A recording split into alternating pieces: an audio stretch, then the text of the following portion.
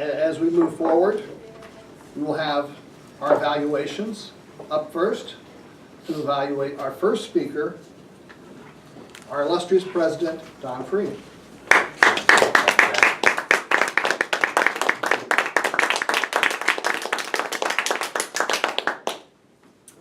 I'm evaluating Liesel's number 5 speech from the Competent Communicator Manual, Your Body Speaks. Her objectives today were to use stance, movement, gestures, facial expressions, and eye contact to express her message and achieve the speech's purpose, and to make her body language smooth and natural, and also speak in 5 to 7 minutes. Liesel, it's always a pleasure to listen to you speak. You are a great storyteller. You have a knack of taking experiences from your life and putting them out where we can all become absorbed in them. You built for this speech on the successes of your previous speeches. You had a great opening. You had a tremendous body filled with wonderful descriptors. We could see what was going on during your talk. And then you came out with a good conclusion. So everyone, I think, was glued to your talk. It was very good. The purpose of today's speech was principally how to use your body.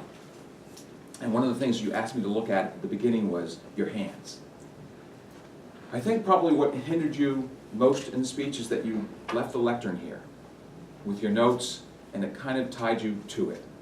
Had you not had your notes, or perhaps it was the actual written speech, and maybe just had used notes the way Kate did, it probably would have given you the opportunity to drag away from your anchor, your security blanket, so to speak, and use the entire floor space you had. Because you had a great speech that really would have been, I think, highlighted if you could have used more of your speaking platform to mention and kind of demonstrate through how you move about the stage different aspects of where you were going. You did use hand gestures a number of times. Had you slowed down, they probably would have brought more emphasis. And there were a few things. First of all, when you started the speech, you talked about the Centennial Park. I had to scratch the back of my mind to know what you were talking about. And I looked across the room. I think most everyone probably knew what it was from an age, but there might have been a few who didn't. So you probably could have started explaining and setting the stage just a little bit better so we understood completely the environment that we were moving into. As I mentioned, your gestures I thought were a little bit too fast, and they were a little bit close to the body. More demonstrative, a little bit slower, allow the audience to see what you're talking about and how your hands are being used.